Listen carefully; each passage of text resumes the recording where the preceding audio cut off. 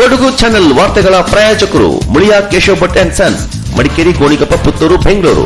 Shri Mookambika enterprises, near market, Madikeri. Infotainment park, Parassinikadavu, Kannur, Kerala. Shri tarpaulin, Aras road, Mysuru. Sharada jewellery, Aras road, Mysuru. Prashant wood and steel furnitures, industrial area, Madikeri. Sendil Kumar textiles, Mysuru. Naja mart, near market, Madikeri. Netra opticals, ಮಹದೇವಪೇಟ್.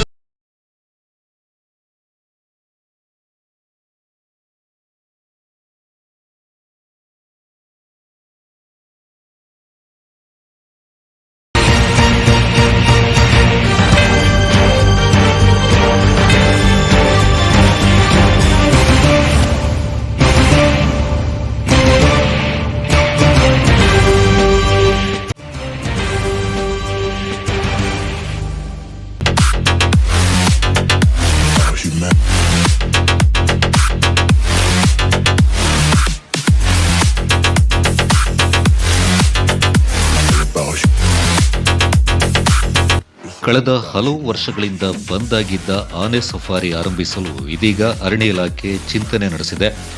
ಈ ಹಿಂದೆ ಹಲವು ಕಾರಣಗಳಿಂದ ದುಬಾರೆ ಆನೆ ಶಿಬಿರದಲ್ಲಿ ನಡೀತಾ ಇದ್ದ ಸಫಾರಿಯನ್ನ ನಿಲ್ಲಿಸಲಾಗಿತ್ತು. ಆದರೆ ಇದೀಗ ಮತ್ತೆ ಸಫಾರಿಯನ್ನ ಆರಂಭಿಸಲು ಚಿಂತನೆ ನಡೆಸಿದೆ. ಆನೆಗಳನ್ನು ಹಾಗೆ ಸುಮ್ಮನೆ ಇರಿಸೋದು ಸಾಧ್ಯವಿಲ್ಲ. ಸಫಾರಿ ಮಾಡಿಸಿದಾಗ ಅವುಗಳ ಆರೋಗ್ಯ ಕೂಡ ಚೆನ್ನಾಗಿರುತ್ತೆ ಮತ್ತು ಅವುಗಳಿಗೂ ಒಂದು ರೀತಿಯ ವ್ಯಾಯಾಮ ಆಗೋದ್ರಿಂದ ಸಫಾರಿ ಆರಂಭಿಸಲು ಅರಣ್ಯ ಇಲಾಖೆ ಮುಂದಾಗಿದೆ. ಇಂದು ಕೊಡಗಿಗೆ ಆಗಮಿಸುವ ಪ್ರವಾಸಿಗರು ನೀರಿನಲ್ಲಿ ಮೋಜು ಮಸ್ತಿ ಮಾಡಿ ಕುಣಿದು ಕುಪ್ಪಳಿಸುತ್ತಾ ಮಜಾ ಮಾಡ್ತಾ ಇದ್ರು.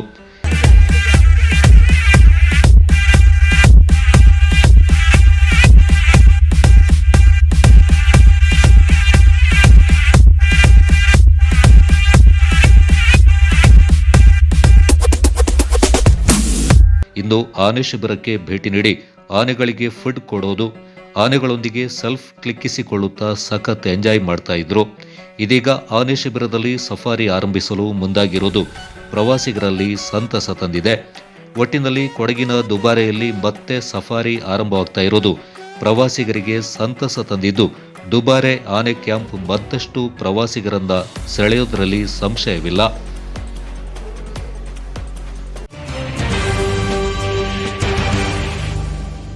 ಸಮಸ್ಯೆಗಳ ಬಗ್ಗೆ ಸಭೆಯಲ್ಲಿದ್ದ ಜನಪ್ರತಿನಿಧಿಗಳು ಜಿಲ್ಲಾಧಿಕಾರಿಗಳ ಗಮನಕ್ಕೆ ತಂದರು. ಬಳಿಕ ಸುದ್ದಿಗಾರರೊಂದಿಗೆ ಮಾತನಾಡಿದ ಜಿಲ್ಲಾಧಿಕಾರಿಗಳು, ಕುಶಾಲನಗರ ಪಟ್ಟಣ ಪಂಚಾಯಿತಿಯಲ್ಲಿ ಹಲವು ಸಮಸ್ಯೆಗಳ ಬಗ್ಗೆ ದೂರುಗಳು ಬಂದ ಹಿನ್ನೆಲೆ ಭೇಟಿ ನೀಡಿ ಪರಿಶೀಲನೆ ನಡೆಸಲಾಗಿದೆ. ಆಸ್ತಿ ತೆರಿಗೆ, ಇ ಸ್ವತ್ತು ದಾಖಲಾತಿಗಳ ಸಮರ್ಪಕವಾಗಿ ನಿರ್ವಹಣೆಯಾಗದಿರುವ ಬಗ್ಗೆ ಕಂಡುಬಂದಿದೆ. ಅನಧಿಕೃತ ಬಡಾವಣೆಗಳು ನಿರ್ಮಾಣಗೊಂಡಿರುವ ಬಗ್ಗೆ ತಿಳಿದುಬಂದಿದ್ದು, ಈ ಬಗ್ಗೆ ಕೈಗೊಳ್ಳಬೇಕಾದ ಕ್ರಮಗಳ ಬಗ್ಗೆ ಚರ್ಚೆ ಮಾಡಲಾಗಿದೆ. ಜನವರಿ 30ರ ಒಳಗಾಗಿ ಅಗತ್ಯ ದಾಖಲು ಪಟ್ಟಿಗಳನ್ನು ಸಿದ್ಧಪಡಿಸಿ ಸಮರ್ಪಕವಾಗಿ ದಾಖಲಾತಿಗಳ ನಿರ್ವಹಣೆಗೆ ಅಧಿಕಾರಿಗಳಿಗೆ ಸೂಚನೆ ನೀಡಲಾಗಿದೆ ಎಂದರು. ಘನ ತ್ಯಾಜ್ಯ ವಿಲೇವಾರಿ ಘಟಕ ಸ್ಥಾಪಿಸಲು ಈಗಾಗಲೇ 3 ಕೋಟಿ ರೂಪಾಯಿಗಳ ಯೋಜನೆಯನ್ನು ಸಿದ್ಧಪಡಿಸಲಾಗಿದೆ. ಕುಂದಾಪುರದಲ್ಲಿರುವ ಘನತ್ಯಾಜ್ಯ ವಿಲೇವಾರಿ ಘಟಕದ ಮಾದರಿ ಸ್ಥಾಪನೆಗೆ ಜನಪ್ರತಿನಿಧಿಗಳು, ಅಧಿಕಾರಿಗಳು, ಪೌರ ಕಾರ್ಮಿಕರ ತಂಡ ಅಲ್ಲಿಗೆ ತೆರಳಿ ಪರಿಶೀಲಿಸಿ ಮಾಹಿತಿ ಪಡೆದುಕೊಂಡು ಅದರಂತೆ ಕುಶಾಲನಗರದಲ್ಲಿ ನಿರ್ಮಿಸಲು ಮುಂದಾಗಬೇಕಿದೆ. ಪರಿಶಿಷ್ಟ ಜಾತಿ ಪಂಗಡಗಳ ಅನುದಾನ ಸಮರ್ಪಕ ಬಳಕೆಗೆ ಸೂಚನೆ ಸಂಬಂಧಪಟ್ಟ ಅಧಿಕಾರಿಗಳಿಗೆ ನೀಡಲಾಗಿದೆ ಎಂದರು. ಕುಶಾಲನಗರ ಪಟ್ಟಣ ಪಂಚಾಯಿತಿಯಲ್ಲಿ ತಾಂಡವವಾಡ್ತಾ ಇರುವ ಲಂಚಗುಳಿತನ, ಮಧ್ಯವರ್ತಿಗಳ ಹಾವಳಿ ಬಗ್ಗೆ ಪ್ರತಿಕ್ರಿಯಿಸಿದ ಅವರು, ಸಮರ್ಪಕ ದಾಖಲಾತಿ ಅಥವಾ ಮಾಹಿತಿ ನೀಡಿದಲ್ಲಿ ಅಂತಹ ಅಧಿಕಾರಿ, ಸಿಬ್ಬಂದಿಗಳ ವಿರುದ್ಧ ಸೂಕ್ತ ಕ್ರಮ ಕೈಗೊಳ್ಳಲಾಗುತ್ತೆ ಎಂದು ತಿಳಿಸಿದರು. DPR ಅಪ್ರೂವಲ್ ಆಗಿದ್ದು, ಸೊ ಅದಕ್ಕಿಂತ ಮುಂಚೆ ನಮ್ಮ ಕರ್ನಾಟಕ ರಾಜ್ಯದಲ್ಲಿ ಕುಂದಾಪುರದಲ್ಲಿ ಬಹಳ ಚೆನ್ನಾಗಿ ಸಾಲಿಡ್ ವೇಸ್ಟ್ ಮ್ಯಾನೇಜ್ಮೆಂಟ್, ಸೆಗ್ರಿಗೇಷನ್ ಮತ್ತು ಎಲ್ಲ ಆಗ್ತಾ ಇದೆ. ಸೊ ನಾನು ಇವರಿಗೆಲ್ಲ ಒಂದು ರಿಕ್ವೆಸ್ಟ್ ಕೂಡ ಕೊಟ್ಟಿದ್ದು, ಎಷ್ಟು ಬೇಗ ಆಗ್ತದೆ ಮುಂದಿನ ವಾರದಲ್ಲಿ ಎಲ್ಲರೂ ಸೇರಿ ಪೌರ ಕಾರ್ಮಿಕರು ಯಾರು ಕೆಲಸ ಮಾಡ್ತಾರೆ ಮತ್ತು ಎಲೆಕ್ಟೆಡ್ ರೆಪ್ರೆಸೆಂಟೇಟಿವ್ಸ್ ಎಲ್ಲ ಸೇರಿ ಅಲ್ಲಿ ಹೋಗಿ ಒಂದು ಸರಿ ನೋಡಿಕೊಂಡು ಬಂದು ನಮ್ಮ ಕುಶಾಲನಗರದಲ್ಲಿ ಅದು ಹೇಗೆ ಇಂಪ್ಲಿಮೆಂಟ್ ಮಾಡಬೇಕು ಅಂತ ಒಂದು ಪರಿಶೀಲನೆ ಮಾಡಿ, DPR ಈಗಾಗಲೇ ರೆಡಿ ಆಗಿದ್ದು ಮತ್ತು ಅದು ಬಗ್ಗೆ ಒಂದು ಪರಿಶೀಲನೆ ಮಾಡಿ ಕೊಟ್ಟಿದೆ ಅಂದರೆ ಇಮಿಡಿಯೇಟ್ ಆಗಿ 3 ಕೋಟಿ ಏನಿದೆ ಅದಕ್ಕೆ DPR ಕೂಡ ಅಪ್ರೂವಲ್ ಕೊಡ್ತೀವಿ ಅಂತ ಕೂಡ ಹೇಳಿದ್ರು. ಸೊ ಅದಕ್ಕೆ ಎಲ್ಲರೂ ಸ್ವಲ್ಪ ಕಾಳಜಿ ವಹಿಸಬೇಕು, ಯಾಕಂದ್ರೆ ಅದು ಬರೇ ಒಫಿಷಿಯಲ್ ಲೆವೆಲ್ ಅಂತ ಮಾತ್ರ ಆಗಬಾರದು. ಎಲೆಕ್ಟೆಡ್ ರೆಪ್ರೆಸೆಂಟೇಟಿವ್ ಮತ್ತು ಸಾರ್ವಜನಿಕರು ಕೂಡ ಅದಕ್ಕೆ ನಮಗೆ ಸ್ವಲ್ಪ ಇದು ಕೊಡಬೇಕಾಗಿರ್ತದೆ. SC ST ಹಣ ಸರಿಯಾಗಿ ಬಳಕೆ ಮಾಡ್ಕೊಂಡಿಲ್ಲ ಮೇಡಮ್ ಅಧಿಕಾರಿಗಳು. ಇದ್ರ ಬಗ್ಗೆ ಏನು ಕ್ರಮ ತಗೊಳ್ತೀರಾ? ಈಗ ಆಲ್ರೆಡಿ ಪರಿಶೀಲನೆ ಮಾಡಿ 1 ತಿಂಗಳು ಮುಂಚೆ ಈ ಥರ 2-3 ಕಡೆ ಸಮಸ್ಯೆ ಆಗಿತ್ತು. ಈಗಾಗಲೇ ಡೈರೆಕ್ಷನ್ಸ್ ಕೊಟ್ಟಿದ್ದು. ಸೊ ಅವರದೊಂದು ಪ್ಲ್ಯಾನ್ ಇದೆ. ಈಗ ಅಕಸ್ಮಾತ್ ಬೆನಿಫಿಷರೀಸಿಗೆ ಐಡೆಂಟಿಫೈ ಮಾಡ್ತಾರೆ. ಇವರು ಕೌನ್ಸಿಲರ್ಸ್ ಅವರು ಕೂಡ ಒಪ್ಪಿಗೆ ಕೊಟ್ಟಿದ್ದು. ಎಲ್ಲ ಕಡೆಯೂ ಸ್ವಲ್ಪ 2-3 ಕಡೆ ಸಮಸ್ಯೆ ಆಗಿದ್ದು.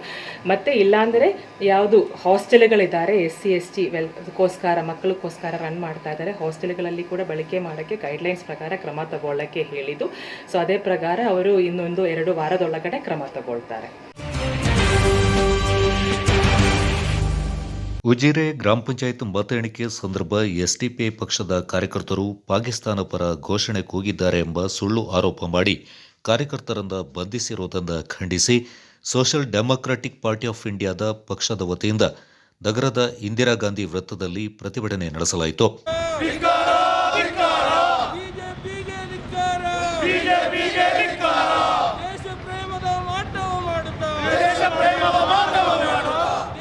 ಜಿಲ್ಲಾಧ್ಯಕ್ಷ MA ಮನ್ಸೂರ್ ಮಾತನಾಡಿ SDPI ಗೆಲುವನ್ನು ಜೀರ್ಣಿಸಿಕೊಳ್ಳಲಾಗದ ಬಿಜೆಪಿ ಪಕ್ಷ ಸುಳ್ಳು ಆರೋಪ ಮಾಡಿ ಕಾರ್ಯಕರ್ತರನ್ನ ಬಂಧಿಸುವ ಕೆಲಸ ಮಾಡಿರುವುದು ಖಂಡನೀಯವಾಗಿದೆ.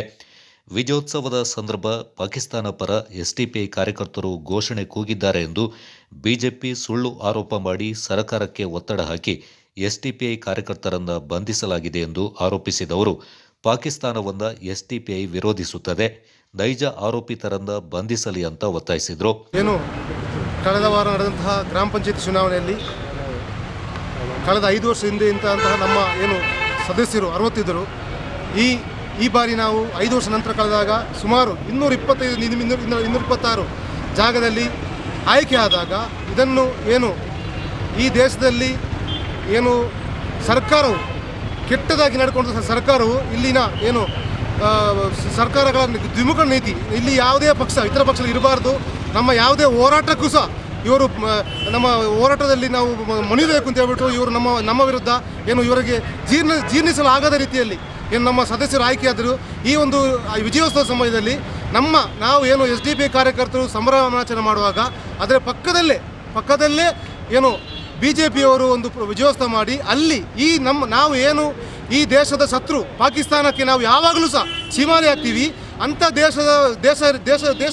ದೇಶಗರಿಗೆ ನಾವು ಜೈಕರ್ ಹಾಕಿ ಅಂತ ಹೇಳಿ ಸುಳ್ಳು ಪ್ರಚಾರ ಮಾಡಿ ನಮ್ಮ social democratic party of India ಅಲ್ಲಿನ ಸ್ಥಳೀಯ ಕಾರ್ಯಕರ್ತರನ್ನು ಬಂಧಿಸಿದ್ದಾರೆ. ಈ ಒಂದು ಬಂಧನ ವಿರುದ್ಧ ನಾವು ಈ ಒಂದು ಪ್ರತಿಭಟನೆ ಹಮ್ಮಿಕೊಂಡಿದ್ದೀವಿ. ನಿಮಗೆಲ್ಲರೂ ಗೊತ್ತಿರಲಿ, ಇಲ್ಲಿ ದೇಶದಲ್ಲಿ ಸಂವಿಧಾನ ವಿರೋಧಿ ಸರ್ಕಾರವಿದೆ. ಇಲ್ಲಿನ ಎಲ್ಲ ಜನರಿಗೆ ಕಷ್ಟ ಬಂದಾಗ, ಇಲ್ಲಿನ ವಿರೋಧ ಪಕ್ಷ ಇಲ್ಲದಾಗ ನಾವು ಪ್ರತಿಯೊಂದು ದಿವಸ ಇಲ್ಲಿನ ಈ ಆಡಳಿತ ವಿರುದ್ಧ ನಾವು ಬೀದಿ ಬದಿಯಲ್ಲಿ ನಿಂತು ಹೋರಾಟ ಮಾಡುವಾಗ ಇದು ಇವರಿಗೆ ಕಣ್ಣಿಗೆ ಚುಕ್ತಿದೆ. ಈ ಕಾರಣದಿಂದ ಇಲ್ಲಿನ ಎಲ್ಲ ಜನರು ನಮ್ಮನ್ನು ಆಯ್ಕೆ ಮಾಡುವಾಗ, ಎಲ್ಲ ಪಕ್ಷ ಭೇದ ಮರೆತು ನಮ್ಮನ್ನು ಆಯ್ಕೆ ಮಾಡ್ತಿರುವಾಗ ಇವರಿಗೆ ಜೀರ್ಣಿಸಲು ಆಗ್ತಿಲ್ಲ. ಆ ಕಾರಣದಿಂದ ನಮ್ಮ ಮೇಲೆ ಇಲ್ಲ ಸಲ್ಲದ ಆರೋಪ ಮಾಡಿ ದೇಶ ನಮಗೆ ಇವರು ದೇಶ ಪಾಠವನ್ನು ಕಳಿಸಲಿಕ್ಕೆ ಹೊರಟಿದ್ದಾರೆ. ಇದಿಷ್ಟೇ ಕಾರಣ. ಇವರಿಗೆ ಗೊತ್ತಿದೆ ನಾವು ಸ್ವಾತಂತ್ರ್ಯದ ಸಮಯದಲ್ಲಿ ಇಲ್ಲಿನ ಮುಸಲ್ಮಾನರು ಒಂದು ತಮ್ಮ ಜೀವವನ್ನು ಕೊಟ್ಟು ಇಲ್ಲಿಗೆ ಸ್ವಾತಂತ್ರ್ಯ ಕೊಟ್ಟರು. ಆ ಒಂದು ಸ್ವಾತಂತ್ರ್ಯವು ಈಗಾಗಲೇ ನಿಮಗೆ ಗೊತ್ತಿರುವುದು ನಮ್ಮ ಸಂವಿಧಾನವು ಅಲುಗಾಡ್ತಾ ಇದೆ. ಇದರ ವಿರುದ್ಧ ನಾವು ಮಾತನಾಡುವಾಗ ಇವರಿಗೆ ಸಹಿಸಲಿಕ್ಕೆ ಆಗ್ತಿಲ್ಲ. ಆ ಕಾರಣದಿಂದ ನಮ್ಮ ವಿರುದ್ಧ ಇಲ್ಲ ಸಲ್ಲದ ಆರೋಪ ಮಾಡ್ತಿದ್ದಾರೆ. ಮತ್ತು ಅದು ಮಾತ್ರ ಅಲ್ಲ, ನಮ್ಮ ಮೇಲೆ ಕೇಸನ್ನು ಹಾಕ್ಬಿಟ್ಟು ಅಲ್ಲಿನ ಪೊಲೀಸರೊಂದಿಗೆ ಮಾತನಾಡುವಾಗ ಅವರು ಹೇಳ್ತಿರುವಂಥದ್ದು ಸರ್ಕಾರದ ಆದೇಶ ಇದೆ, ನಮಗೆ ಏನು ಮಾಡಲಿಕ್ಕೆ ಸಾಧ್ಯ ಇಲ್ಲ ಅಂತ ಹೇಳ್ಬಿಟ್ಟು. ಇವರಿಗೆ ನಾಚಿಕೆ ಆಗಲ್ವಾ? ಸತ್ಯ ಮತ್ತು ಕೈ ಇವರಿಗೆ ಗೊತ್ತಿಲ್ವಾ? ನಾವು ಯಾವಾಗಲೂ ನಮ್ಮ ಹಿಸ್ಟ್ರಿಯಲ್ಲಿ, ನಮ್ಮ ಈ ಭಾರತದ ಹಿಸ್ಟ್ರಿಯಲ್ಲಿ ನಾವು ಯಾರು ಸಹ ಮುಸಲ್ಮಾನರು ಈ ದೇಶಕ್ಕೆ 5 ಹೊತ್ತು ನಮಾಜ್ ಮಾಡುವಂಥ, ಶುಚಿತ್ ಮಾಡುವಂಥ ನಾವು ಯಾವಾಗಲೂ ಸಹ ಈ ನಮ್ಮ ಶತ್ರುಗಳೊಂದಿಗೆ ನಾವು ಯಾವಾಗಲೂ ಸಹ ರಾಜಿರಹಿತವಾಗಿ ಹೋರಾಟ ಮಾಡಲಿಕ್ಕಿದ್ದೀವಿ. ಶತ್ರು ದೇಶದ ವಿರುದ್ಧ ಜಯಕಾರ ಹಾಕಿದ್ದೀವಿ. ಬಿಜೆಪಿ ಕಾರ್ಯಕರ್ತರು ಈಗಾಗಲೇ ಗೊತ್ತಾಗಿದೆ. ಅದು ನಾವು ಹೇಳಿದಂತಲ್ಲ, ಅವರು ಹಾಕಿದಂಥ ವಾಟ್ಸಪ್ ಮತ್ತು ಫೇಸ್ಬುಕ್ನಲ್ಲಿ ತಿಳಿದಂಗೆ ಇವತ್ತು ವೈರಲ್ ಆಗ್ತಿದೆ. ಆ ಕಾರ್ಯಕರ್ತರನ್ನು ತಕ್ಷಣವೇ ಬಂಧಿಸಬೇಕು, ಕಠಿಣ ಕಾನೂನು ಕ್ರಮ ಕೈಗೊಳ್ಳಬೇಕು. ಅದು ಮಾತ್ರ ಅಲ್ಲ, ನಮ್ಮ ನಿರಪರಾಧಿ ಸದಸ್ಯರಿದ್ದಾರೆ SDPIನ ಅವ್ರನ್ನ ತಕ್ಷಣ ಬಿಡುಗಡೆ ಮಾಡಬೇಕು ಅಂತ ಈ ಮೂಲಕ ಕೇಳ್ಕೊಳ್ತೀವಿ. ಪ್ರಧಾನ ಕಾರ್ಯದರ್ಶಿ ಅಬ್ದುಲ್ ಅಡ್ಕಾರ್, ಜಿಲ್ಲಾ ಸಮಿತಿ ಸದಸ್ಯರಾದ ಬಶೀರ್, ರಿಯಾಜ್, ನಗರಾಧ್ಯಕ್ಷ ಖಲೀಲ್, ಉಪಾಧ್ಯಕ್ಷ ಮೈಕಲ್ ವೇಗಸ್, PFI ಕಾರ್ಯದರ್ಶಿ ತುಫೈಲ್ ಹಾಜರಿದ್ದರು.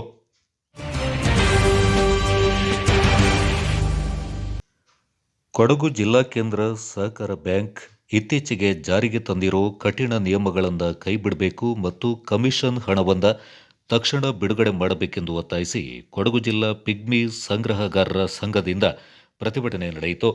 ನಗರದ ಜಿಲ್ಲಾಧಿಕಾರಿಗಳ ಕಚೇರಿ ಎದುರು ಜಮಾಯಿಸಿದ ಪ್ರತಿಭಟನಾಕಾರರು ಬೇಡಿಕೆಗಳ ಈಡೇರಿಕೆಗೆ ಒತ್ತಾಯಿಸಿದರು.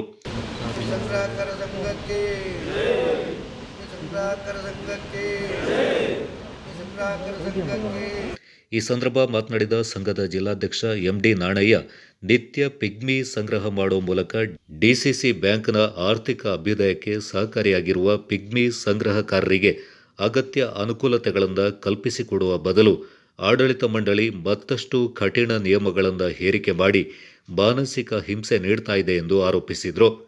ಕೋವಿಡ್ ಸಂಕಷ್ಟದ ಸಂದರ್ಭದಲ್ಲಿ ಪಿಗ್ಮಿ ಸಂಗ್ರಹಗಾರರ ಸಮಸ್ಯೆಗಳಿಗೆ ಸ್ಪಂದಿಸುವ ಉದ್ದೇಶದಿಂದ ಜಿಲ್ಲಾ ಮಟ್ಟದ ಸಂಘವನ್ನು ರಚನೆ ಮಾಡಲಾಯಿತು. ಆದರೆ ಇದನ್ನೇ ನೆಪ ಮಾಡಿಕೊಂಡು ಬ್ಯಾಂಕ್ ಆಡಳಿತ ಮಂಡಳಿ ಕಿರುಕುಳ ನೀಡ್ತಾ ಇದೆ. ತನ್ನನ್ನು ಪಿಗ್ಮಿ ಸಂಗ್ರಹಗಾರ ಹುದ್ದೆಯಿಂದ ತೆಗೆದುಹಾಕಿರುವುದಲ್ಲದೆ ಪ್ರಸ್ತುತ ಕಾರ್ಯನಿರ್ವಹಿಸ್ತಾ ಇರುವ ಸಂಗ್ರಹಗಾರರಿಗೂ ಕರಾರು ಪತ್ರಕ್ಕೆ ಸಹಿ ಹಾಕುವಂತೆ ಒತ್ತಡ ಹೇರಲಾಗ್ತಾ ಇದೆ ಎಂದು ಆರೋಪಿಸಿದರು. ನಾವು ಸುಮಾರು ಒಂದು 30 ವರ್ಷದಿಂದ DCC ಬ್ಯಾಂಕಿನ ಹೆಡ್ ಆಫೀಸ್ ಪಿಗ್ಮಿ ಕಾರ್ಯಕರ್ತನಾಗಿ ಕೆಲಸ ನಿರ್ವಹಿಸ್ತಾ ಇದ್ದೆ. ಯಾವುದೇ ಒಂದು ಕಪ್ಪು ಚುಕ್ಕಿ ಇಲ್ಲದೆ ನಾನು ದುಡಿತಾ ಬರ್ತಾ ಇದ್ದೆ. ಹಾಗೆಯೇ ಒಂದು KP ಗಣಪತಿಯವರ ಆಡಳಿತ, ಇತ್ತೀಚೆಗೆ ಒಂದು ಆಡಳಿತ ಬಂದಿದೆ DCC ಬ್ಯಾಂಕಿಗೆ. ಇಲ್ಲಿಯವರೆಗೆ DCC ಬ್ಯಾಂಕನ್ನು ಎಂತೆಂಥ ಪ್ರಭಾವಿಗಳು, ಯಾವ ಪಾರ್ಟಿಯ ಮುಖಂಡರುಗಳು ಎಂತೆಂಥವರೆಲ್ಲ DCC ಬ್ಯಾಂಕಿನ ಆಡಳಿತ ನಡೆಸಿದ್ದಾರೆ ಮಿತ್ರರೇ. ಯಾರು ಈ ಥರದ ಒಂದು ನಮ್ಮನ್ನ ಒಂದು ಬೀದಿ ನಾಯಿಗಳನ್ನಾಗೆ ಮಾಡಿ ಹಾಕ್ಬಿಟ್ಟು ಯಾರೂ ಇಲ್ಲಿವರೆಗೆ ಮಾಡಲಿಲ್ಲ. 2018ರಲ್ಲಿ ಸ್ಲೈಡ್ ಆಯಿತು, ಇಡೀ ದೇಶಕ್ಕೆ ಗೊತ್ತಿರುವ ವಿಷಯ. ಆ ಸಂದರ್ಭದಲ್ಲಿ ಕೊಡಗು ಅಲ್ಲೋಲ ಕಲ್ಲೋಲವಾಗಿ ಹೋಗಿತ್ತು. ಆ ಸಂದರ್ಭದಿಂದ ವ್ಯಾಪಾರ ವಹಿವಾಟುಗಳೆಲ್ಲವೂ ಕಂಪ್ಲೀಟ್ ಸ್ಥಗಿತವಾಗಿರುವಂಥದ್ದು ಇಂದಿಗೂ ಎದ್ದಿಲ್ಲ, ಆ ಪರಿಸ್ಥಿತಿಯಲ್ಲಿ ಇದೆ. ಅದೇ ಕಳೆದ 2019ರಲ್ಲಿ ಬಂದಂಥ ಕೊರೋನಾ ಒಂದು ಮಹಾಮಾರಿಯಿಂದಾಗಿ ಸಂಪೂರ್ಣ ಕೆಟ್ಟಿದಂಥ ವ್ಯವಸ್ಥೆ ಸಂಪೂರ್ಣ ನೆಲಕಚ್ಚಿ ಹೋಗುವಂಥ ಪರಿಸ್ಥಿತಿ ಆಗಿದೆ ಮಿತ್ರರೇ. ಆ ಸಂದರ್ಭದಲ್ಲಿ ನಾವು DCC ಬ್ಯಾಂಕಿನ ಪಿಗ್ಮಿ ಏಜೆಂಟ್ರುಗಳಿಗೆ ಮಾತ್ರ ಈ ತೊಂದರೆ ಬಂದಿದ್ದು. ಬೇರೆ ಯಾವುದೇ ಬ್ಯಾಂಕಿನಲ್ಲಿ ಯಾವುದೇ ಆಡಳಿತ ಮಂಡಳಿಯವರು ಯಾರು ಸಹಿತ ಯಾವ ತೊಂದರೆನೂ ಕೊಡಲಿಲ್ಲ. ಆ ಸ್ಲೈಡ್ ಅಂತ ಸಂದರ್ಭದ ತೊಂದರೆನ ಸರಿಪಡಿಸಲಿಕ್ಕೆ, ಅವರ ಕಷ್ಟವನ್ನು ಸುಧಾರಣೆ ಮಾಡಿಕೊಳ್ಳಿಕ್ಕೆ ಹಲವಾರು ಬ್ಯಾಂಕುಗಳು, ಸೊಸೈಟಿಗಳು ಅವರವರ ಏಜೆಂಟ್ರುಗಳಿಗೆ ಅವರವರ ಕೈಯಿಂದ ಅಧಿಕಾರಿ ವೃಂದದವರಿಂದಲೂ ಹಾಗೂ ಬೋರ್ಡ್ ಆಫ್ ಡೈರೆಕ್ಟರ್ಗಳು ಸಹಿತ ಅವರ ಕೈಯಿಂದ ಸಹಕಾರವನ್ನು ಕೊಟ್ಟಿದ್ದಾರೆ. ಆದರೆ ನಮ್ಮ DCC ಬ್ಯಾಂಕಿನ ಗಣಪತಿಯವರ ಆಡಳಿತದಲ್ಲಿ ನಾವು ದುಡ್ದಿದ್ದನ್ನು ಆ ಸಂದರ್ಭದಲ್ಲಿ ಅದಕ್ಕಿಂತ ಮೊದಲೇ ಕಟ್ ಮಾಡ್ತಾಯಿದ್ದು 2 ವರ್ಷದಿಂದ ಈಚೆಗೆ. ಆದರೆ ಆ ಸಂದರ್ಭದಲ್ಲೂ ಕಟ್ ಮಾಡಿದ್ರು ಬಂಧುಗಳೇ. ಹಾಗಿರುವಾಗ ನಾವು ಒಂದು ಸಂಘವನ್ನು ಸ್ಥಾಪಿಸೋಣ, ನಮ್ಮದೇ ಆದ ಒಂದು ಚೌಕಟ್ಟು ಬೇಕು ಅಂತ ಒಂದು ಉದ್ದೇಶವನ್ನು ಇಟ್ಟುಕೊಂಡು ನಾವೊಂದು ಸಂಸ್ಥೆಯನ್ನು ಓಪನ್ ಮಾಡಿದ್ವಿ. ಅಲ್ಲಿಯವರೆಗೆ ನಾವು ಸುಮಾರು ಥರದ ಬರಹಗಳಲ್ಲಿ ಅವ್ರನ್ನ ಕೇಳಿದ್ವಿ, ಮುಖಾಮುಖಿಯಾಗಿ ಕೇಳಿದ್ವಿ. ಯಾವುದರಲ್ಲೂ ನಮಗೊಂದು ಬಲ ಅನ್ನೋದು ಸಿಗಲಿಲ್ಲ. ಆದ ಕಾರಣ ನಾವು ಸಂಘವನ್ನು ಸ್ಥಾಪಿಸಿದ್ದೀವಿ. ನ್ಯಾಯಯುತವಾಗಿ ಅನ್ಲೀಗಲ್ ಎಲ್ಲ ಪ್ರಯತ್ನವನ್ನು ಮಾಡಿ ನ್ಯಾಯಾಲಯದಲ್ಲಿ ಮೊರೆ ಹೂಡುವಂಥ ಒಂದು ಅವಶ್ಯಕತೆಯನ್ನು ನಮಗೆ ಬಂದೋಯಿತು. ನಾವು ಅದನ್ನು ಮಾಡಿದ್ದೀವಿ. ಅದನ್ನು ಮನಗಂಡು ನನ್ನನ್ನು ಆ ವೃತ್ತಿಯಿಂದೇ ಅಮಾನತು ಮಾಡಿದ್ದಾರೆ. ಅಲ್ಲಿಗೆ ನಾನು ಫುಟ್ಪಾತ್ ನಾನು ಭಿಕ್ಷೆ ಬೇಡುವ ಪರಿಸ್ಥಿತಿಗೆ ನನ್ನ ಮಾಡಿದರು. ಯಾಕೆಂದರೆ ಅವರ ತೋರಿಸಿಕೊಟ್ಟಿದ್ದಾರೆ ನಮಗೆ, ನಾವು ಒಂದು ಹೋರಾಟ ಮಾಡಬಾರ್ದು. ಆಗ ನನಗೆ ಇವತ್ತು ಕೇಳ್ತಾ ಇದ್ದೀನಿ ಮಿತ್ರರೇ, ನಾವು ದೇಶದ ಪ್ರಜೆ ಅಲ್ವಾ ಅಂತ ಕೇಳ್ತಾ ಇದ್ದೀನಿ. ನಾನೊಂದು ಬಾಕಿ ಜನಾಂಗದವನು, ಅದಕ್ಕೆ ಈ ಥರ ಮಾಡಿದರು, ಯಾವ ಉದ್ದೇಶಕ್ಕೆ ಈ ಥರ ಮಾಡಿದ ತುಂಬ ನೋವಾಗ್ತಾಯಿದೆ ನನಗೆ. ಯಾಕೆಂದರೆ ಇವತ್ತು ಈ ಒಂದು ಪರಿಸ್ಥಿತಿಯಲ್ಲಿ ನಾನು ಇಷ್ಟು ವರ್ಷದಲ್ಲಿ ಯಾವುದೇ ಒಂದು ಕಪ್ಪು ಚುಕ್ಕಿ ಇಲ್ಲದೆ ಮಡಿಕೇರಿ, ಕೊಡಗು ಜಿಲ್ಲೆ ಎಲ್ಲ ಮೂಲೆ ಇರುವಂಥ ಗ್ರಾಹಕರು ನನ್ನ ಗ್ರಾಹಕರಾಗಿದ್ದಾರೆ. ಅವರ ಆಶೀರ್ವಾದದಿಂದ ಇಲ್ಲಿವರೆಗೆ ಒಂದು ಕಪ್ಪು ಚುಕ್ಕಿ ಇಲ್ಲದೆ, ಎಲ್ಲೂ ಯಾವುದೇ ಒಂದು ಇಲ್ಲದೆ ನನ್ನ ವೃತ್ತಿಯನ್ನು ಮಾಡ್ಕೊಂಡು ಬಂದಿದ್ದು. ಇವತ್ತು ನಾನು ಸಂಘ ಕಟ್ಟಿದ್ದೇನೆ, ಯೂನಿಯನ್ ಬಲ ಬರ್ತದೆ ಅಥವಾ ಕಾನೂನಿನಲ್ಲಿ ನೀವು ಮೊರೆ ಹೋಗಿದ್ದೀರಿ ಅನ್ನೋದನ್ನು ಮುಂದೆ ಇಟ್ಟು ನನ್ನನ್ನು ಅಮಾನತು ಮಾಡಿದ್ದಾರೆ. ಹಾಗಿರುವಾಗ ಇವತ್ತು ಎಷ್ಟೋ ಮಂದಿ ಕೆಲವು ಪಿಗ್ಮಿ ಸಂಗ್ರಾಹಕರ ಪರಿಸ್ಥಿತಿ ಯಾವ ಮಟ್ಟಿಗೆ ಆಗಿದೆ ಅಂದರೆ, ಸುಮಾರು 30-40 ವರ್ಷದ ಏಜೆಂಟ್ಗಳಿದ್ದಾರೆ. ಅವರಿಗೆ ದುಡ್ಡು ಸಂಬಳ ಮನೆಗೆ ಸಿಗ್ತಾಯಿಲ್ಲ, ಮನೆ ನಡೆಸೋಕ್ಕಾಗ್ತಾ ಇಲ್ಲ. ಆ ಸಂದರ್ಭದಲ್ಲಿ ಅವು ಚಿಂತೆ ಬೀಳ್ತಾ ಶುಗರಿಗೆ ಅಟೆಂಡ್ ಆದರು, BP ಹಿಡ್ಕೊಳ್ತು ಅವರಿಗೆ. ಅವರು ಆ ನೋವನ್ನು ನೋಡಿಕೊಂಡು ಅವರ ಮಗಳಿಗೂ ಕಾಯಿಲೆ ಹಿಡ್ಕೊಳ್ತು, ಮಗನಿಗೂ ಅಪ್ಪನ ಸ್ಥಿತಿ ನೋಡಿ ಕಾಯಿಲೆ ಹಿಡ್ಕೊಳ್ತು. ಹಲವಾರು ಮಂದಿ ಕಾಯಿಲೆ ಕಷ್ಟದಲ್ಲಿ ಇವತ್ತು ಬಿದ್ದು ಸಾಯುವ ಪರಿಸ್ಥಿತಿ ನಮ್ಮದಾಗಿದೆ ಬಂದು ಮಿತ್ರರೇ. ಆದರೆ ನಮಗೆ ಯಾವುದೇ ಥರದಲ್ಲೂ ನಮಗೆ ಇಲ್ಲಿಯವರೆಗೂ ಸರಿಯಾದ ಒಂದು ನ್ಯಾಯ ಅಂತೇಳಿ ಎಲ್ಲೂ ಸಿಗಲಿಲ್ಲ. ಅದಕ್ಕೆ ಇವತ್ತು ಮಾನ್ಯ DC ಮೇಡಮ್ ಅವರ ಹತ್ರನೇ ನಾವು ಬಂದು ಈ ನಮ್ಮ ಕಷ್ಟವನ್ನು ಅವರಿಗೆ ತಿಳಿಸಬೇಕು ಅಂತೇಳೋ ಒಂದು ತೀರ್ಮಾನ ಇಲ್ಲಿ ಬಂದಿದ್ದೀವಿ. ಮಡಿಕೇರಿಯ ಶ್ರೀ ಓಂಕಾರೇಶ್ವರ ದೇಗುಲದ ಅಷ್ಟಬಂಧ ಬ್ರಹ್ಮಕಲಶೋತ್ಸವ ಡಿಸೆಂಬರ್ 26ರಿಂದ 31ರವರೆಗೆ ನಡೆದಿದ್ದು ಎಲ್ಲರ ಸಹಕಾರದೊಂದಿಗೆ ಯಶಸ್ವಿಯಾಗಿ ನಡೆದಿದೆ ಎಂದು ಶ್ರೀ ಓಂಕಾರೇಶ್ವರ ದೇವಾಲಯ ಸಮಿತಿ ಅಧ್ಯಕ್ಷ ಪುಲಿಯಂಡ ಜಗದೀಶ್ ತಿಳಿಸಿದ್ದಾರೆ. ಈ ಬಗ್ಗೆ ಸುದ್ದಿಗೋಷ್ಠಿಯಲ್ಲಿ ಮಾತನಾಡಿದ ಅವರು 26 ವರ್ಷಗಳ ಬಳಿಕ ಕ್ಷೇತ್ರದ ತಂತ್ರಿಗಳಾದ ನೀಲೇಶ್ವರ ಉಚ್ಚಿಲತಾಯ ಪದ್ಮನಾಭ ತಂತ್ರಿಗಳ ನೇತೃತ್ವದಲ್ಲಿ ಸರಿಸುಮಾರು 22ರಿಂದ 25 ಲಕ್ಷ ರೂಪಾಯಿ ವೆಚ್ಚದಲ್ಲಿ ಯಶಸ್ವಿಯಾಗಿ ನಡೆದಿದೆ. ಕೊರೋನಾ ಹಿನ್ನೆಲೆಯಲ್ಲಿ ಮಾರ್ಚ್ನಲ್ಲಿ ನಡೆಯಬೇಕಿದ್ದ ಅಷ್ಟಬಂಧ ಬ್ರಹ್ಮಕಲಶೋತ್ಸವವನ್ನು ತಂತ್ರಿಗಳ ಸೂಚನೆ ಮೇರೆಗೆ ಡಿಸೆಂಬರ್ನಲ್ಲಿ ನಡೆಸಲಾಗಿದೆ. ಸರ್ಕಾರದ ಕೋವಿಡ್ ಮಾರ್ಗಸೂಚಿಯಿಂದ ಈ ಸಂದರ್ಭ ಕಟ್ಟುನಿಟ್ಟಾಗಿ ಪಾಲಿಸಿದ್ದೇವೆ. ಈ ದೈವತ ಕಾರ್ಯಕ್ಕೆ ಸಹಕಾರ ನೀಡಿದ ಶಾಸಕದ್ವಯರಾದ ಕೆಜಿ ಬೋಪಯ್ಯ, ಅಪ್ಪಚ್ಚು ರಂಜನ್, ಎಂಎಲ್ಸಿ ವೀಣಾ ಅಚ್ಚಯ್ಯ, ಸುನಿಲ್ ಸುಬ್ರಹ್ಮಣಿ, ಜಿಲ್ಲಾಡಳಿತ, ಜಿಲ್ಲಾ ಪೊಲೀಸ್ ಇಲಾಖೆ, ಸಂಘ ಸಂಸ್ಥೆಗಳು, ಭಕ್ತಾದಿಗಳು, ಸಾರ್ವಜನಿಕರಿಗೆ ಕೃತಜ್ಞತೆ ಸಲ್ಲಿಸ್ತಾ ಇದ್ದೇವೆ ಎಂದರು. ಈ ಹಿಂದೆ ಎಸ್ಪಿಯಾಗಿ ಕೊಡಗು ಜಿಲ್ಲೆಯಲ್ಲಿ ಕಾರ್ಯನಿರ್ವಹಿಸಿದ್ದ ಡಾಕ್ಟರ್ ಸುಮಂಡಿ ಪನ್ನೇಕರ್ ಕೂಡ ಭೇಟಿ ನೀಡಿ ಪೂಜಾ ಕಾರ್ಯದಲ್ಲಿ ಭಾಗಿಯಾಗಿದ್ದರು. ಅಲ್ಲದೆ ಉಡುಪಿಯ ಪೇಜಾವರ ಮಠದ ಶ್ರೀಗಳು ಆಗಮಿಸಿ ಅಷ್ಟಬಂಧ ಬ್ರಹ್ಮಕಲಶೋತ್ಸವದ ಮೆರುಗನ್ನು ಹೆಚ್ಚಿಸಿದ್ದು ಸಂತಸ ತಂದಿದೆ ಎಂದರು. ದೇಗುಲದ ಅಶ್ವತ್ಥಕಟ್ಟೆ ಬಳಿಯಲ್ಲಿರುವ ನಾಗನಕಟ್ಟೆಯಿಂದ ನವೀಕರಿಸಲಾಗುವುದು ಎಂದರು. ಓಂಕಾರೇಶ್ವರ ದೇಗುಲದಲ್ಲಿ ಫೆಬ್ರವರಿ 18ರವರೆಗೆ ಪೂಜೆ, ಪುನಸ್ಕಾರ, ಅಭಿಷೇಕ, ತೀರ್ಥಸ್ನಾನ ನಡೆಯುವುದಿಲ್ಲ. ಭಕ್ತಾದಿಗಳು ಸಹಕರಿಸಬೇಕೆಂದು ಮನವಿ ಮಾಡಿದರು. ಸ್ವಾಗತಿಸುತ್ತಾ ಈ ಒಂದು ವೇದಿಕೆಯಲ್ಲಿರುವಂತಹ ನಮ್ಮ ಸಮಿತಿ ಸದಸ್ಯರಾದಂಥ ಉದಯ್ ಕುಮಾರ್ ಅವರು, ಪಕ್ಕದಲ್ಲಿ ಸುನೀಲ್ ಕುಮಾರ್ ಅಂತಿದ್ದಾರೆ, ಇಲ್ಲಿ ಗುರುಗಳ ಆನಂದ್ ಅಂತ ಅವರಿದ್ದಾರೆ, ಮತ್ತು ಪ್ರಕಾಶ್ ಆಚಾರ್ಯ ಅವರು ಇದ್ದಾರೆ. ನಂತರ ಒಂದು ಬ್ರಹ್ಮಕಲಶ ಕಾರ್ಯಕ್ರಮವನ್ನು ನಡೆಸಿದಂಥ ಸಂದರ್ಭದಲ್ಲಿ ನಮಗೆ ಸಹಕಾರ ಕೊಟ್ಟಂಥ ಎಲ್ಲ ಮಾನ್ಯರಿಗೆ ಒಂದು ಧನ್ಯವಾದಗಳನ್ನು ಹೇಳಲಿಕ್ಕೋಸ್ಕರ ಈ ಒಂದು ಮಾಧ್ಯಮಗೋಷ್ಠಿಯನ್ನು ನಾವು ಕರೆದಿದ್ದೀವಿ. ಹಾಗಾಗಿ ನಮ್ಮ ಕಾರ್ಯಕ್ರಮಗಳು ಯಾಕಿತ್ತು ಅಂತ ಒಂದು ವಿಚಾರವನ್ನು ನಿಮ್ಮ ಮುಂದೆ ಹೇಳಲಿಕ್ಕೆ ಇಷ್ಟಪಡ್ತೀನಿ. 2018ರಲ್ಲಿ ನಮ್ಮ ಸಮಿತಿ ಅಸ್ತಿತ್ವಕ್ಕೆ ಬಂದಂಥ ಸಂದರ್ಭದಲ್ಲಿ ನಮ್ಮ 3 ವರ್ಷಗಳ ಕಾರ್ಯಕ್ರಮದಲ್ಲಿ ಅಷ್ಟಬಂಧ ಬ್ರಹ್ಮಕಲಶ ಕಾರ್ಯಕ್ರಮ ಕೂಡ ಒಂದಾಗಿತ್ತು. ಆ ಸಂದರ್ಭದಲ್ಲಿ ನಮ್ಮ ಜೊತೆ ಇದ್ದಂಥ ನಮ್ಮ ಆಗಿನ ಕಾರ್ಯನಿರ್ವಾಹಕ ಆಗಿದ್ದಂಥ ಸಂಪತ್ ಕುಮಾರ್ ಅವರು ಈ ಒಂದು ವಿಚಾರದ ಬಗ್ಗೆ ನಮಗೆ ಮಾಹಿತಿ ಕೊಟ್ಟಿದ್ದರು. ಇದೊಂದು ಕಾರ್ಯಕ್ರಮಗಳನ್ನು ನಾವು ಮಾಡಲೇಬೇಕು, ತುಂಬ ವರ್ಷಗಳಿಂದ ನಿಂತೋಗಿದೆ, ಹಾಗಾಗಿ ಇದನ್ನು ಮುಂದುವರಿಸುವ ನಿಟ್ಟಿನಲ್ಲಿ ತಾವು ಕಾರ್ಯಕ್ರಮದಲ್ಲಿ ಹಮ್ಮಿಕೊಳ್ಳುವಂಥ ಒಂದು ಮಾಹಿತಿ ಕೊಟ್ಟಿದ್ದರು. ಅದೇ ರೀತಿ ನಾವು 200 ವರ್ಷಗಳ ಇತಿಹಾಸ ಇರುವಂಥ ಒಂದು ದೇವಸ್ಥಾನದಲ್ಲಿ ಯಾವ ರೀತಿ ನಾವು ಈ ಒಂದು ಕಾರ್ಯಕ್ರಮವನ್ನು ನಡೆಸ್ಕೊಂಡು ಹೋಗುವಂಥ ನಿಟ್ಟಿನಲ್ಲಿ ನಾವು ನವೆಂಬರ್ 2019ರಲ್ಲಿ ನಾವು ಒಂದು ಜ್ಯೋತಿಷಿಗಳನ್ನ ಕರೆಸಿ ಪ್ರಶ್ನೆಯನ್ನು ಇಟ್ಟಿದ್ವಿ. ಆ ಒಂದು ಪ್ರಶ್ನೆಯಲ್ಲಿ ಬಂದಂಥ ನಿಯಮಗಳೇನಿದ್ದಾವೆ ಅವುಗಳನ್ನೆಲ್ಲ ಪಾಲಿಸಿಕೊಂಡು ನಮ್ಮ ಕ್ಷೇತ್ರದ ತಂತ್ರಿಗಳಾದಂಥ ನೀಲೇಶ್ವರ ಉಚ್ಚಿಲತಾಯ ಪದ್ಮನಾಭ ತಂತ್ರಿಯವರ ಮಾರ್ಗದರ್ಶನದಲ್ಲಿ ಈ ಎಲ್ಲ ಕಾರ್ಯಕ್ರಮಗಳನ್ನ ನಾವು ಹಮ್ಮಿಕೊಂಡಿದ್ದೀವಿ. ಈ ಒಂದು ಕಾರ್ಯಕ್ರಮವನ್ನು ನಾವು ಮಾರ್ಚ್ 2020ರಲ್ಲಿ ನಡೆಸಬೇಕು ಅಂತ ಒಂದು ಉದ್ದೇಶ ಇತ್ತು. ಆದರೆ ಕೋವಿಡ್-19 ಬಂದಿದ್ದರಿಂದ ನಾವು ಆ ಸಂದರ್ಭದಲ್ಲಿ ನಾವು ಈ ಒಂದು ಕಾರ್ಯಕ್ರಮವನ್ನು ಮಾಡಲಿಕ್ಕೆ ಆಗಿಲ್ಲ. ಹಾಗಾಗಿ ಆ ಒಂದು ಮುಂದೂಡಿದಂಥ ಕಾರ್ಯಕ್ರಮವನ್ನು ನಮ್ಮ ತಂತ್ರಿಗಳ ಒಂದು ಅಭಿಪ್ರಾಯವನ್ನು ಪಡೆದು ನಮ್ಮ ಮುಜರಾಯಿ ಇಲಾಖೆ, ಧಾರ್ಮಿಕ ದತ್ತಿ ಇಲಾಖೆಗೆ ಸೇರಿದಂಥ ಹಿರಿಯ ಆಗಮ ಪಂಡಿತರ ಅಭಿಪ್ರಾಯಗಳನ್ನು ಪಡೆದು ಡಿಸೆಂಬರ್ 26ರಿಂದ 31ರವರೆಗೆ ಉತ್ತಮವಾದಂಥ ಕಾಲ ಇದೆ ಅಂತ ಹೇಳುವ ನಿಟ್ಟಿನಲ್ಲಿ ನಾವು ಒಂದು ಕಾರ್ಯಕ್ರಮವನ್ನು ಮಾಡಿದ್ದೀವಿ. ನಾವು ಕೇಂದ್ರ ಹಾಗೂ ರಾಜ್ಯ ಸರ್ಕಾರದ ಕೋವಿಡ್-19 ನಿಯಮಗಳನ್ನ ಎಲ್ಲವನ್ನು ಪಾಲಿಸುವಂಥ ನಿಟ್ಟಿನಲ್ಲಿ ಈ ಒಂದು ಕಾರ್ಯಕ್ರಮವನ್ನು ಮಾಡಬೇಕಾಗಿತ್ತು. ಅದೇ ರೀತಿ ನಾವು ಈ ಒಂದು ಕಾರ್ಯಕ್ರಮವನ್ನು ಮಾಡುವಂಥ ಸಂದರ್ಭದಲ್ಲಿ ಯಾವುದೇ ರೀತಿಯ ಸಾಂಸ್ಕೃತಿಕ ಕಾರ್ಯಕ್ರಮಗಳನ್ನ ಮಾಡಲಿಕ್ಕೆ ಅವಕಾಶ ಇಲ್ಲ. ಬರೀ ಧಾರ್ಮಿಕ ಕಾರ್ಯಕ್ರಮಗಳನ್ನ ಮಾಡಬೇಕು ಅಂತ ಮಾತ್ರ ಒಂದು ಸರ್ಕಾರದ ಸೂಚನೆ ಇದ್ದಿದ್ದರಿಂದ ಬರೀ ಧಾರ್ಮಿಕ ಕಾರ್ಯಕ್ರಮಗಳನ್ನ ಮಾತ್ರ ನಾವು ಮಾಡಿದ್ದೀವಿ. ಈ ಒಂದು ಕಾರ್ಯಕ್ರಮಕ್ಕೆ ನಮ್ಮ ಕ್ಷೇತ್ರದ MLA ಆದಂಥ ಅಪ್ಪಚ್ಚು ರಂಜನ್ ಅವರು ನಮಗೆ ಎಲ್ಲ ರೀತಿಯ ಒಂದು ಸಹಕಾರ ನೀಡಿದ್ದಾರೆ. ಅವರಿಗೆ ನಾವು ಈ ಸಂದರ್ಭದಲ್ಲಿ ಧನ್ಯವಾದಗಳನ್ನು ಹೇಳಲಿಕ್ಕೆ ಇಷ್ಟಪಡ್ತೀನಿ. ವಿರಾಜಪೇಟೆ ಕ್ಷೇತ್ರದ ಶಾಸಕರಾದಂಥ KG ಬೋಪಯ್ಯ ಅವರು ಕೂಡ ನಮಗೆ ಉತ್ತಮವಾದಂಥ ಮಾರ್ಗದರ್ಶನವನ್ನು ಕೊಟ್ಟು ಎಲ್ಲ ರೀತಿಯ ಒಂದು ಸಹಕಾರವನ್ನು ನೀಡಿದ್ದಾರೆ. ಅವರು ಕೂಡ ನಾನು ಈ ಸಂದರ್ಭದಲ್ಲಿ ಧನ್ಯವಾದಗಳನ್ನು ಹೇಳಲಿಕ್ಕೆ ಇಷ್ಟಪಡ್ತೀನಿ.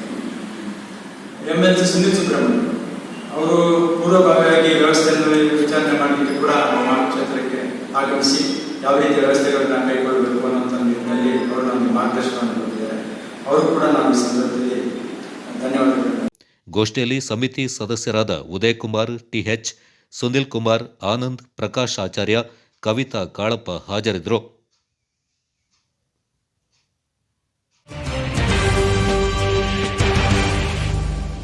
ಎರಡು 2020 ಗ್ರಾಮ ಪಂಚಾಯಿತಿ ಚುನಾವಣೆಯಲ್ಲಿ ಅತ್ಯಧಿಕ ಮತ ಪಡೆದು ಗೆಲುವು ಸಾಧಿಸಿದ ಹಿನ್ನೆಲೆ ಬಿಜೆಪಿಯ ಕಾರ್ಯಕರ್ತರು ಸಂಭ್ರಮಿಸಿದರು. ಹುದಿಕೇರಿ ಶಕ್ತಿ ಕೇಂದ್ರದ ವತಿಯಿಂದ ಬಿಜೆಪಿ ವಿಜಯೋತ್ಸವ ಆಚರಣೆ ಮಾಡಲಾಯಿತು.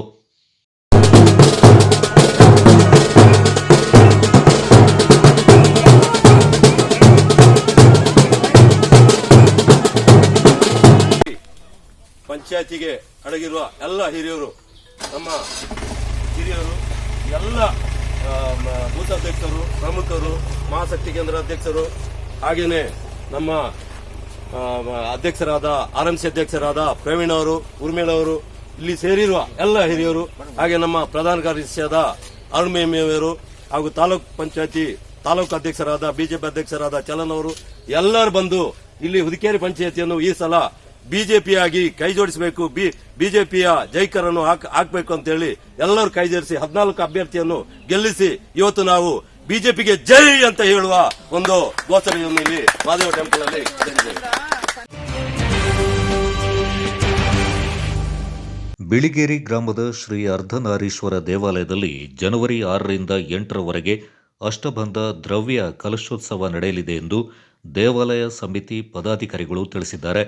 ನಗರದಲ್ಲಿ ಸೋಮವಾರ ಸುದ್ದಿಗೋಷ್ಠಿಯಲ್ಲಿ ಮಾತನಾಡಿದ ದೇವಾಲಯ ಸಮಿತಿ ಸದಸ್ಯರಾದ ಎಂ ಉಮೇಶ್ ಅಪ್ಪಂಡ, ಅಷ್ಟಬಂಧ ದ್ರವ್ಯ ಕಲಶೋತ್ಸವವು 3 ದಿನಗಳ ಕಾಲ ಬ್ರಹ್ಮಶ್ರೀ ನೀಲೇಶ್ವರ ಉಚ್ಚಿಲತ್ತಾಯ ಪದ್ಮನಾಭ ತಂತ್ರಿಗಳ ನೇತೃತ್ವದಲ್ಲಿ ವಿವಿಧ ಪೂಜಾ ಕಾರ್ಯಗಳು ನೆರವೇರಲಿದ್ದು, ಜನವರಿ 6ರಂದು ಸಂಜೆ 5 ಗಂಟೆಗೆ ತಂತ್ರಿಗಳ ಆಗಮನ, ಸ್ವಾಗತ, ಪ್ರಾರ್ಥನೆ, ಮಹಾಸಂಕಲ್ಪ, ಪುಣ್ಯಾಹ, ಪ್ರಸಾದ ಶುದ್ಧಿ, ವಾಸ್ತು ರಾಕ್ಷೋಘ್ನ, ಹೋಮ, ವಾಸ್ತುಬಲಿ ನಡೆಯಲಿದೆ ಎಂದರು.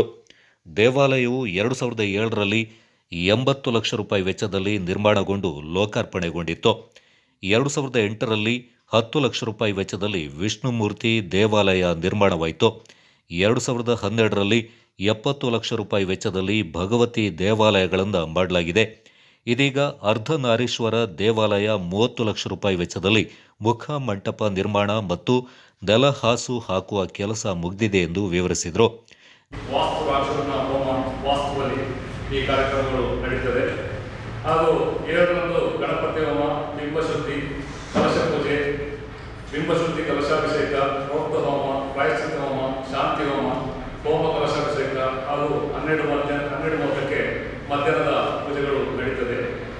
ಅಲ್ಲದೆ 6:30ರಿಂದ ಕುಂಬೇಶ ಕರ್ತರಿ ಕಲಶ ಪೂಜೆ, ಅಧಿವಾಸ ಹೋಮ, ದ್ರವ್ಯ ಕಲಶ ಪೂಜೆ, ಪರಿಕಲಶ ಪೂಜೆ, ಕಲಶಾಧಿವಾಸ ಈ ಕಾರ್ಯಕ್ರಮಗಳು ನಡೀತದೆ. ಹಾಗೆ 8/1/2023 ಶುಕ್ರವಾರ ಗಣಪತಿ ಹೋಮ, ತತ್ವ ಹೋಮ, ತತ್ವ ಕಲಶ ಪೂಜೆ, ತತ್ವ ಕಲಶಾಭಿಷೇಕ ಬೆಳಿಗ್ಗೆ 9:40ರಿಂದ 10:24 ಉಪಲಗ್ನದಲ್ಲಿ ಶ್ರೀದೇವರಿಗೆ ಅಷ್ಟಬಂಧ, ಲೇಪನ, ಪರಿಕಲಶಾಭಿಷೇಕ, ದ್ರವ್ಯ ಕಲಶಾಭಿಷೇಕ ಕಾರ್ಯಕ್ರಮಗಳು ನಡೀತದೆ. ಮತ್ತು 11:30ಕ್ಕೆ ಮಹಾಪೂಜೆ, ಶ್ರೀ ಮುಕ್ತಬಲಿ, ಬಲಿಯುತ್ಸವ, ರಾಜಾಂಗಣ ಪ್ರಸಾದ ಆಕರ್ಷಕ ಕಾರ್ಯಕ್ರಮಗಳು ನಡೀತದೆ. ನಾವು ಈ ಎಲ್ಲ ಕಾರ್ಯಕ್ರಮಗಳು ನಡೀಬೇಕಿದ್ರೆ ಮಡಿಕೇರಿಯ ಹತ್ತಿರದಲ್ಲಿರುವ ಈ ಬಿಳಿಗೇರಿ ಗ್ರಾಮವು ಬಹಳ ವಿಶೇಷವಾಗಿ ನಾವು ಹೇಳಲಿಕ್ಕೆ ಹೆಮ್ಮೆ ಪಡ್ತಾ ಇರುವಂಥ ವಿಚಾರ ಅಂದರೆ 2007ರಲ್ಲಿ ರೂಪಾಯಿ 80 ಲಕ್ಷ ವೆಚ್ಚದಲ್ಲಿ ನಾವು ಈ ದೇವಸ್ಥಾನವನ್ನು ನಿರ್ಮಾಣಗೊಳಿಸಿ ಲೋಕಾರ್ಪಣೆ ಮಾಡಲಾಗಿದೆ. ಗೋಷ್ಠಿಯಲ್ಲಿ ದಂಬೆಕೋಡಿ ಎಸ್ ಸುಕುಮಾರ್, ಕಾರ್ಯದರ್ಶಿ ಪರ್ಲಕೋಟಿ ಎನ್ ಮಾಚಯ್ಯ, ತಕ್ಕರುಗಳಾದ ಬಿಎ ಪುರುಷೋತ್ತಮರೈ ಹಾಜರಿದ್ದರು. ಯುವ ಬಂಡ್ಸ್ ವತಿಯಿಂದ ಐಪಿಎಲ್ ಮಾದರಿಯಲ್ಲಿ ನಗರದ ಜನರಲ್ ತಿಮ್ಮಯ್ಯ ಕ್ರೀಡಾಂಗಣದಲ್ಲಿ ಆಯೋಜಿಸಲಾಗಿದ್ದ ಬಂಡ್ಸ್ ಪ್ರೀಮಿಯರ್ ಲೀಗ್ 2021 ಕ್ರಿಕೆಟ್ ಪಂದ್ಯಾವಳಿಯ ಚಾಂಪಿಯನ್ ತಂಡವಾಗಿ ಬಂಡ್ಸ್ ವಾರಿಯರ್ ನೀಲಮಾಡು ತಂಡ ಹೊರಹೊಮ್ಮಿತು. ಫೈನಲ್ ಪಂದ್ಯದಲ್ಲಿ ಟಾಸ್ ಸೋತ ಬಂಡ್ಸ್ ವಾರಿಯರ್ಸ್ ನೀಲಮಾಡು ತಂಡ ನಿಗದಿತ 3 ಓವರ್ಗಳಲ್ಲಿ 1 ವಿಕೆಟ್ ಕಳ್ಕೊಂಡು 29 ರನ್ ಕಲೆ ಹಾಕಿತು. ತಂಡದ ಪರ ರಕ್ಷಿತ್ ಶೆಟ್ಟಿ 25 ರನ್ ಕಲೆ ಹಾಕಿದ್ರು. ಗುರಿ ಬೆಂದತ್ತಿದ ಬೊಟ್ಲಪ್ಪ ಬಂಡ್ಸ್ ತಂಡ 5 ವಿಕೆಟ್ ಕಳೆದುಕೊಂಡು 23 ರನ್ ಕಲೆ ಹಾಕಲಷ್ಟೇ ಶಕ್ತವಾಯಿತು. ಇದರಿಂದ ಬಂಡ್ಸ್ ವಾರಿಯರ್ಸ್ ನೀಲಮಾಡು ತಂಡ ಚಾಂಪಿಯನ್ ತಂಡವಾಗಿ ಹೊರಹೊಮ್ಮಿದ್ರೆ ಬೊಟ್ಲಪ್ಪ ಬಂಡ್ಸ್ ಚಾಲೆಂಜರ್ಸ್ ರನ್ನರ್ ಅಪ್ ಸ್ಥಾನಕ್ಕೆ ತೃಪ್ತಿಪಟ್ಟುಕೊಂಡಿತ್ತು. ಇದಕ್ಕೂ ಮೊದಲು ನಡೆದ ಕ್ವಾಲಿಫೈಯರ್ ಪಂದ್ಯಾಟದಲ್ಲಿ ಟಾಸ್ ಸೋತ ಬಂಡ್ಸ್ ಬ್ರಿಗೇಡ್ ತಂಡ ನಿಗದಿತ 6 ಓವರ್ನಲ್ಲಿ 7 ವಿಕೆಟ್ ನಷ್ಟಕ್ಕೆ 37 ರನ್ ಕಲೆ ಹಾಕಿತು. ಗುರಿ ಬೆನ್ನತ್ತಿದ ಬೊಟ್ಲಪ್ಪ ಬಂಡ್ಸ್ ತಂಡ 5.5 ಓವರ್ನಲ್ಲಿ ಗುರಿ ತಲುಪಿ ಫೈನಲ್ ಪ್ರವೇಶ ಪಡೆಯಿತು. ನಂತರ ಮೊದಲ ಎಲಿಮಿನೇಟರ್ ಪಂದ್ಯದಲ್ಲಿ ಟಾಸ್ ಸೋತ ಬಂಡ್ಸ್ ವಾರಿಯರ್ಸ್ ನೀಲುಂಬಾಡು ತಂಡ 4 ವಿಕೆಟಿಗೆ 50 ರನ್ ಕಲೆ ಹಾಕಿತು. ಗುರಿ ಬೆನ್ನತ್ತಿದ ರೋರಿಂಗ್ ಬಂಡ್ಸ್ ತಂಡ 7 ವಿಕೆಟ್ ಕಳೆದುಕೊಂಡು ಕೇವಲ 29 ರನ್ ಕಲೆ ಹಾಕಲಷ್ಟೇ ಶಕ್ತವಾಯಿತು. ಕ್ರೀಡಾ ಪ್ರತಿಭೆಗಳಿಂದ ಪ್ರೋತ್ಸಾಹಿಸುವ ನಿಟ್ಟಿನಲ್ಲಿ ಧಾರ್ಮಿಕ್ ಯೂತ್ ಕ್ಲಬ್ ವತಿಯಿಂದ ನಗರದ ಜನರಲ್ ತಿಮ್ಮಯ್ಯ ಒಳಾಂಗಣ ಕ್ರೀಡಾಂಗಣದಲ್ಲಿ ಆಯೋಜಿಸಲಾಗಿದ್ದ ಜಿಲ್ಲಾ ಮಟ್ಟದ ಬ್ಯಾಡ್ಮಿಂಟನ್ ಪಂದ್ಯಾವಳಿಯಲ್ಲಿ ಹರ್ಷದ್ ರಕ್ಷಿತ್, ಜೈದ್ ದಿಯಾ, ಜಿತೇಂದ್ರ ರೈ ಶಮಿ ಗೆಲುವು ಸಾಧಿಸಿದ್ದಾರೆ. ಪುರುಷರ ಡಬಲ್ಸ್ನಲ್ಲಿ ಹರ್ಷದ್ ರಕ್ಷಿತ್ ಪ್ರಥಮ ಸ್ಥಾನ ಪಡೆದರೆ ಕೌಶಿಕ್ ಆಶಿಫ್ ದ್ವಿತೀಯ ಸ್ಥಾನ ಮತ್ತು ಜಾಹಿದ್ ಭೀಮಯ್ಯ ತೃತೀಯ ಸ್ಥಾನ ಪಡೆದಿದ್ದಾರೆ. ಮಿಶ್ರ ಡಬಲ್ಸ್ನಲ್ಲಿ ಜೈದ್ ದಿಯಾ ಪ್ರಥಮ, ಹರ್ಷದ್ ಲಿತಿಶಾ ದ್ವಿತೀಯ ಸ್ಥಾನ ಪಡೆದರು. 45 ವರ್ಷ ಮೇಲ್ಪಟ್ಟ ಪುರುಷರ ಡಬಲ್ಸ್ನಲ್ಲಿ ಜಿತೇಂದ್ರ ರೈ ಶಮಿ ಪ್ರಥಮ, ನವೀನ್ ಲತೀಫ್ ದ್ವಿತೀಯ ಸ್ಥಾನ ಪಡೆದರು. ಪುರುಷರ ಡಬಲ್ಸ್ನಲ್ಲಿ ವಿಜೇತ ತಂಡಕ್ಕೆ ₹8,000 ನಗದು, ದ್ವಿತೀಯ ಬಹುಮಾನ ₹5,000, ತೃತೀಯ ಬಹುಮಾನ 2,500 ಹಾಗೂ ಆಕರ್ಷಕ ಟ್ರೋಫಿಗಳನ್ನು ನೀಡಲಾಯಿತು. ಮಿಶ್ರ ಡಬಲ್ಸ್ ವಿಭಾಗದಲ್ಲಿ ಪ್ರಥಮ ಬಹುಮಾನ 5,000, ದ್ವಿತೀಯ ಬಹುಮಾನ 2,500 ಹಾಗೂ ಆಕರ್ಷಕ ಟ್ರೋಫಿ ನೀಡಲಾಯಿತು. 45 ವರ್ಷ ಮೇಲ್ಪಟ್ಟ ಪುರುಷರ ತಂಡದಲ್ಲಿ ಪ್ರಥಮ ಸ್ಥಾನ ಪಡೆದ ತಂಡಕ್ಕೆ ₹5,000, ದ್ವಿತೀಯ ಸ್ಥಾನ ಪಡೆದ ತಂಡಕ್ಕೆ ₹2,500 ಹಾಗೂ ಆಕರ್ಷಕ ಟ್ರೋಫಿಗಳನ್ನು ನೀಡಲಾಯಿತು. ಪಂದ್ಯಾಟದಲ್ಲಿ ಕೋವಿಡ್ ಸಂದರ್ಭದಲ್ಲಿ ಕೊರೋನಾ ವಾರಿಯರ್ಸ್ಗಳಾಗಿ ಕಾರ್ಯನಿರ್ವಹಿಸಿರುವ ವೈದ್ಯಕೀಯ ವಿಜ್ಞಾನ ಸಂಸ್ಥೆಯ ವಿದ್ಯಾರ್ಥಿಗಳಿಗೆ ವಿಶೇಷ ಅವಕಾಶ ಕಲ್ಪಿಸಲಾಗಿತ್ತು.